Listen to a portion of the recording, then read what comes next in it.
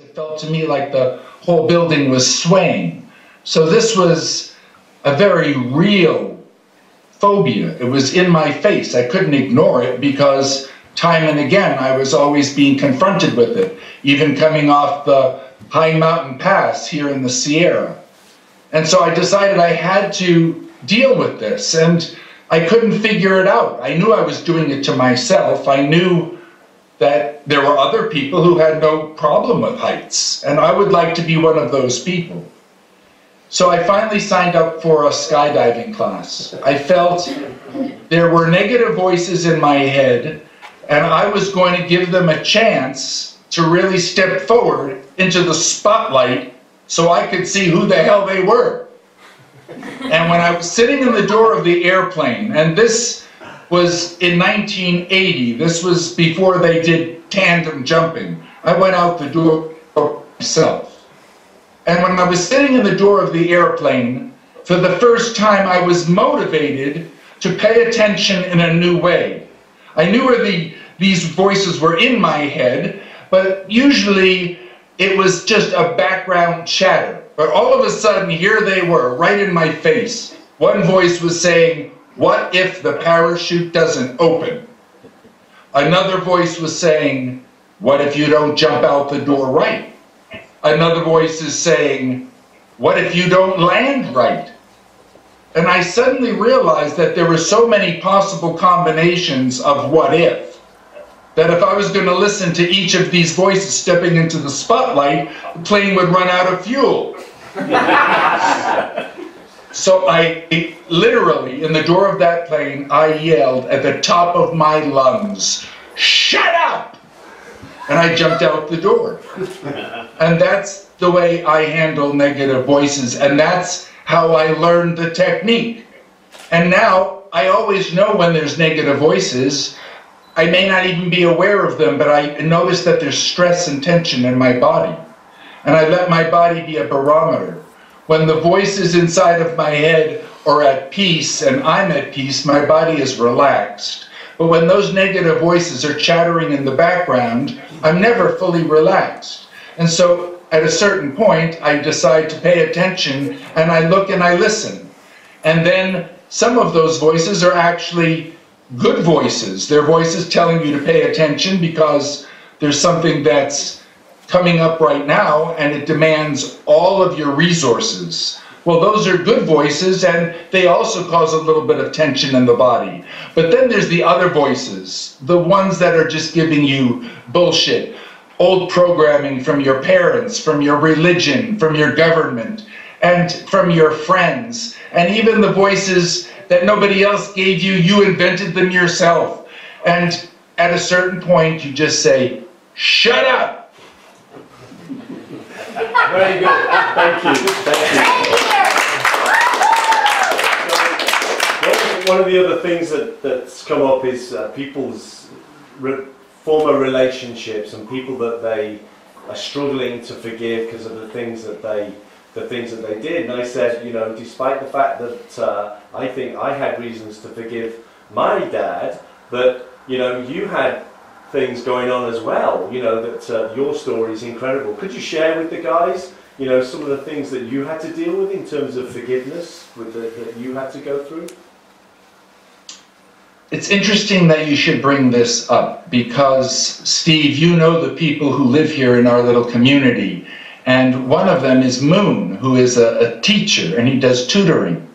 And one of the students that he's tutoring is a 12-year-old boy who was being horribly abused at home. And Moon was aware of that, and finally, Moon said to me, "Would it be okay with you if he moves out of his parents' house and comes to live here in our community?" And I said, "Well, you'd have to get parental permission for something like that." And he said, "Okay," and the boy's been living here now for 3 days. And I used to think I was alone with my abuse. But it seems that people are abused in so many different ways. And even the people who weren't beaten with a strap the way I was, people who weren't physically abused, people who weren't bloodied and punched, they've also been abused.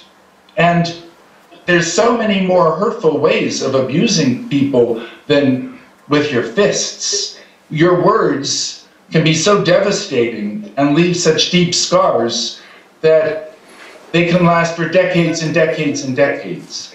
And what I've felt is, at a certain point, if you're going to go back into your past and you're going to forgive each and every incident, you won't be able to go to work. You won't have time to eat, because there's so much to forgive. And what I realized is I was taking it all too personally. Yeah, my father abused me, but he was a sick individual. And the more I understood that, the more I started feeling some compassion for this man. As long as I kept feeling like I was a victim, there were no end to the incidents that I could identify where I was the victim. But at a certain point, I just thought, look, I want to be finished with my past. I'm not even going to start forgiving all the people that I would want to forgive. I'm just going to beam love into my past like a giant floodlight and be finished with it. And anybody that hurt me, it's a little bit like the human race. We're hurting the planet right now. And it's not because we're bad people. It's not because we're so evil. It's because we just don't know any better. We're like little children, and we're learning through trial and error. And our parents, they never got to take a college course on how to raise you. They made a lot of mistakes, and that's just the way it is. Some people can look back at an incident and say, my parent made this horrible mistake, and just be so negative about it and so bound up about it. Somebody else might say, that was the best thing that ever happened to me. It helped me discover resources within myself I wouldn't have otherwise known I had. And if you're looking at being abused, what you're really looking at is being abused by God. It's not a person or an individual. You're pissed off at God. And through these people, God has been shitting all over you, and you're angry. So if you want to just roll it into one big bowl, forgive God. Let it be easy. Awesome. I love that. We have a question from a gentleman who's joined us, and he's quite well known in the UK, and he had a burning question because he's been a cage fighter for a while, and we've sort of found out he's a bit of a pussy, to be honest. But he's... Hello Tolly, Alex Reed. But Alex has got a question about dealing with physical injuries, because he's quite beaten up now with physical injuries. Alex, do you want to ask your question? Yes, hello Tolly, happy birthday. Right, I believe mechanically your body isn't as great as it could be. So you have to use your mind power a lot to keep yourself healthy. Now, does that cause you pain, and is that tiresome to continue to do that all the time? How do you cope? I'm in pain almost 24/7, and I know I can mask that and think good thoughts. But how do you deal with it? And do you get pain? First, I want to think of it not so much as physical pain, but a challenge. And one of my core teachings is your challenges are gifts. And so if you haven't received the gift, it's going to just be biting you and hanging on to you. And so when I was dealing with physical pain, number one, I did everything I could possibly do on the internet to find out what are other people doing with this physical pain. And I've learned over the years, over a period of about 17 years, to take a combination of vitamins and food supplements and anti-inflammatories such as turmeric and ginger root. And now I'm pretty much pain-free.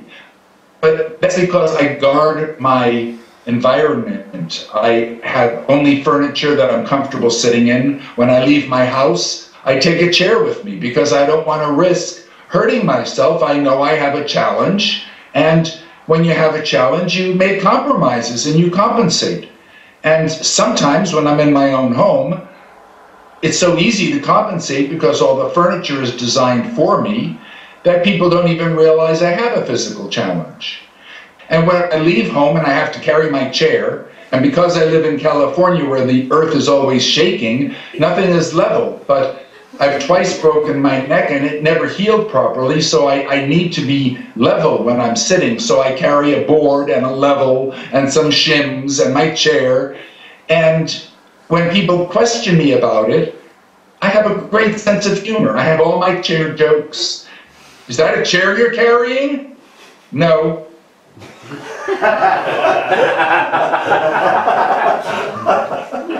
Why are you carrying that chair?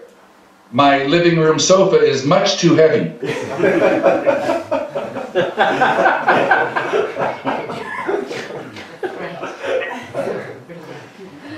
And everybody learns a different way of compensating. I compensate with humor. I compensate by carrying a chair with me wherever I go. I also compensate by getting philosophical insights. I remember one time I was in such pain and I cried out to God, why? Why do I have to be in such pain? And the answer was immediate, because that's the only time He turned to me. There you go. And that insight was life-changing, because I decided to learn my lessons a different way. Now I let it be easy. And so there's no pat answer to your question, because there's a different answer for each person. Look at Helen Keller. She was born blind, she was born deaf, and yet she influenced generations of people. And if she wasn't born blind and she wasn't born deaf, she wouldn't have influenced all these people, because she wouldn't have discovered the resources that were needed for her to become Helen Keller. And so your challenges are gifts. Yeah. And I don't know what the gift is, but if you look at it that way, Yeah. if you perceive it as not a problem, but an opportunity, you could be amazed at what you might receive. Thank you. I understand what you said. Any other questions? I have a question. Before we move on? Yeah. Hi Tolly. Hi, I just want to ask, it's Mark Baker from Jersey here, how are you? I was raised in New Jersey. No, I come yeah, the New Jersey, I come from the real one, the original one. We call that Old Jersey. It's the old one that made the new one possible. The question I wanted to ask you is, if you were beginning on your journey in personal development right now, knowing what you know now, what would you do differently?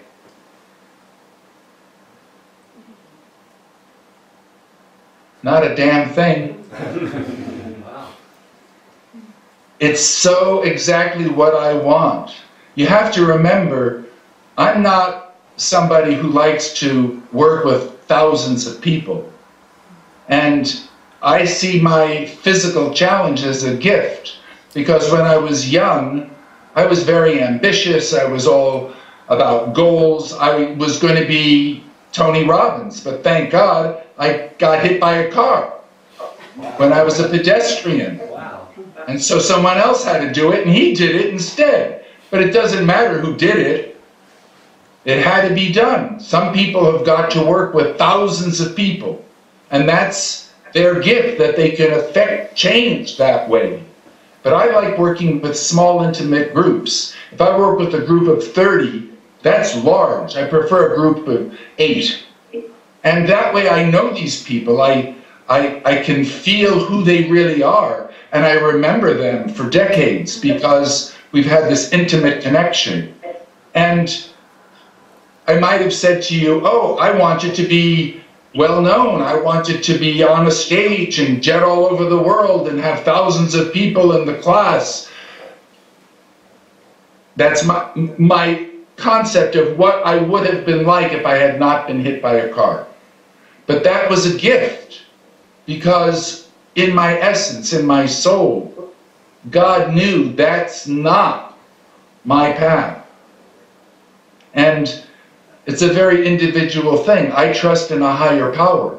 And for a long time I felt resentment because I thought my path was to be on stage and speak to thousands of people. But as it turns out, I sit here in my own home here in the mountains of California, and Mythbusters comes up here with their cameras, and I'm able to speak to millions of people all over the world. Discovery Channel's been up here 3 or 4 times, and again gives me the opportunity, without leaving my house, to speak to millions of people all over the world. And so with Facebook and digital technology, even though I only want maybe 8 or 12 people in a class, I'm still able to influence people all over the world. And so I wouldn't change anything, because I have a very quiet, peaceful, simple life. And the kinds of people who come here to these classes, they're the movers and shakers. They're the Harv Ekers and the Andy Harringtons and the Tony Robbins. And they go out and they take what I want to share and they disseminate it over continents. And so I wouldn't change a thing. I get to get all the glory and sit on my ass.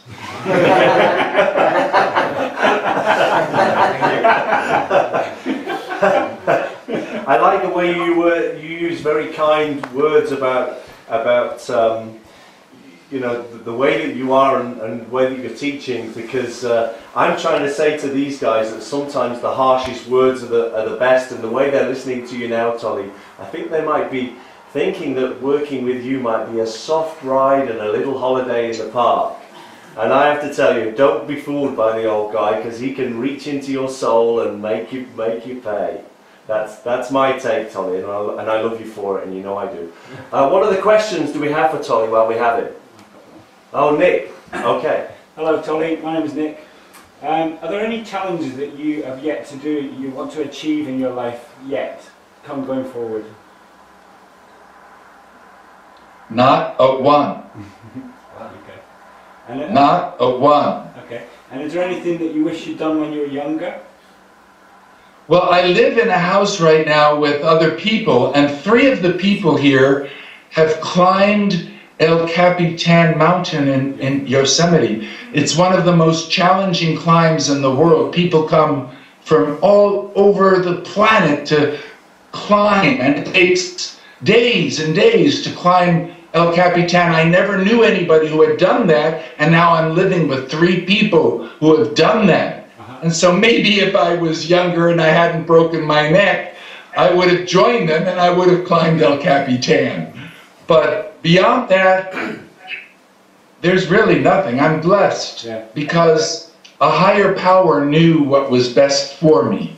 And I've done a lot of surrendering in my life and trusting in my life. In fact, I just put this on Facebook not an hour ago, and I'll share it with you. There's a difference between faith and trust. When you watch a tightrope walker in the circus, you have faith that they're going to go across the wire and they're not going to fall and be a bloody mess in the middle of the 3-ring circus. You have faith they're going to do this successfully. But now they come down and they say to you, sit on my shoulders, I'm going to carry you across. That requires trust. That is a much more powerful emotion than faith. It's a much more powerful experience than faith. If you can just conceive of it, sitting on the shoulders of the tightrope walker. And I absolutely trust a higher power.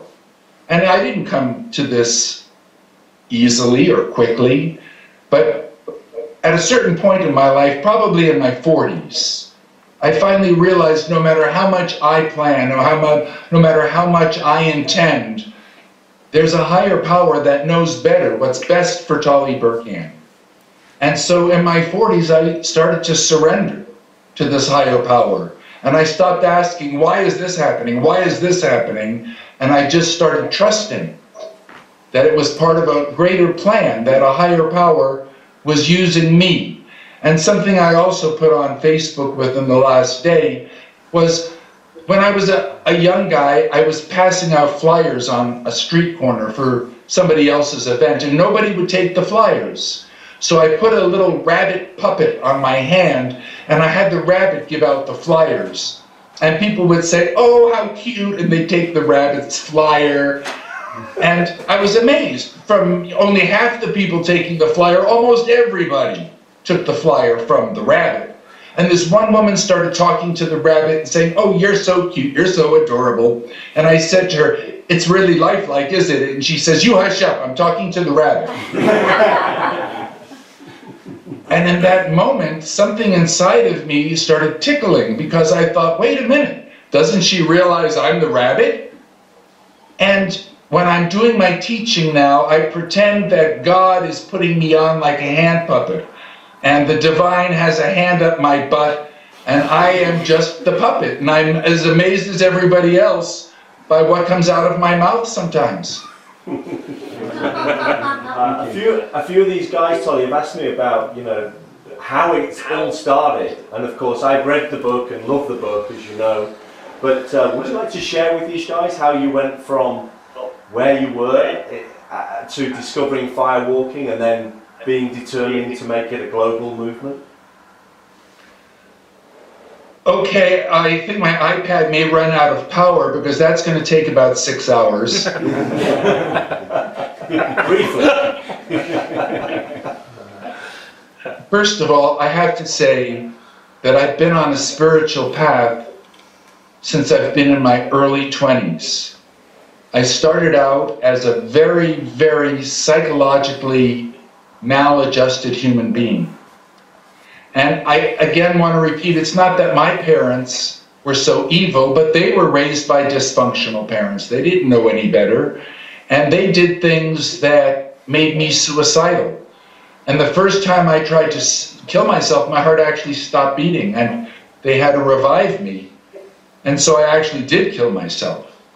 And I tried it again as soon as I got out of the mental hospital.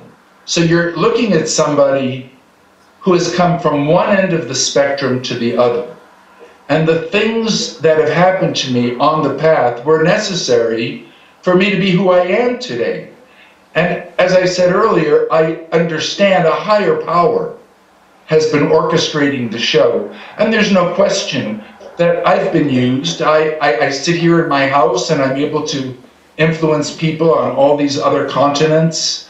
And I understand that everything, the parents I had were needed, the suicide attempts, they were needed. And I always felt at a certain point I was going to be a teacher, because I've learned some lessons through these intense experiences that could make your path a little bit easier. And so I was literally given firewalking, just the way Noah was told one day, "Noah, build an ark." I just learned to firewalk from a friend right up here, just close to where I'm sitting this very minute. Because the global firewalking movement, it started here, it's gone around the world, and it's come right back here. And when I learned how to firewalk, I thought, this is such an indelible, unforgettable experience. I need to create a seminar around this. And so I really did pray, I meditated, and I came up with the idea of using the firewalk as a metaphor for any fear or any limiting belief you might have in your life. Because it's been my experience, and I've had a lot of experience, fear limits people more than anything else. And it's followed by doubt, and number 3 is anger. And so I decided to focus on fear, because I felt it was something universal, that everybody wanted to learn how to overcome this. And so that was the theme of the very first firewalking seminars that I did. And I started doing them in 1977, just with my friends. And then at a certain point, I made up flyers and I put them on the bulletin boards in health food stores and in bookstores. And slowly but surely, the media discovered what I was doing. And at first they wanted to call it another California fad. And I said, no, this is going to be a global firewalking movement. Everybody who has come to this has been changed by it. This is going to be something more universal than any religion. Then they would call it a novelty. And I said, no, it's not a novelty. And everybody tried to put a different label on it, but I knew from the very beginning that this had the capacity to become a global movement. I could see the results. It was so immediate, so instant. I saw people were literally changed forever in just a few hours in the evening. And the risk was to take the credit and think I did that. And I didn't do that. I was listening just like Noah, and I was told to do this, and I did it. And the fire, it becomes an unforgettable experience. People not only take it home in their heart, they talk about it. They send people. And now 4.5 million people have done this. And it's on all the continents except Antarctica. I'm amazed. I'm just as amazed as everybody else because I have a front row seat and I got the whole show right in front of me. And it's been great. Awesome. Brilliant. Yeah. Any other questions? No? No. Is there anything else, Tolly, that you'd like to send to this? I mean, we've got quite a good group here. We've got one guy who's worked with Tony Robbins for about 20 years. But is there anything else you'd like to add to our group here, just from the heart, stuff that you know you've been telling us when we come out to see you? Well, for the man who's been working with Tony Robbins for 20 years, I can tell you I wish that I had trained 1,000 people like Tony Robbins. I think it is so incredible. You never know who it is that's coming into your class. You could have somebody walk into your class and it could be the Tony Robbins of tomorrow. When Tony Robbins came to my class, I have a very good memory. And, well, I have a good memory on the parts of my brain that haven't been damaged through car accidents. And I remember when Tony Robbins came in, it was 1983, it was April, it was in Pasadena, and my mother and father were there that night, and so was my Uncle Harold and my Aunt Joan. And Tony walks in, of course he's so big, he's 6'7", and he's wearing Oshkosh Bagosh coveralls, like an engineer suit that I had when I was 6 years old. And I had no idea that this man was going to take my message and deliver it to millions of people. And all the people in the world who teach firewalking put together haven't generated the number of graduates as that one person. And you don't know when you're doing your seminars who is in that class. And it could be that somebody's in that class who is really nobody, but tomorrow they may be Tony Robbins. A lot of people who were nobody when they came into my class became Shakti Gawain, Harv Eker, Andy Harrington, and it goes the same for you. You have no idea when people come into your class who they are and what their future entails, and you have the capacity to influence millions of people through someone who might just walk through the door and sit in your class one night. So that's what I'd like to say on a final note.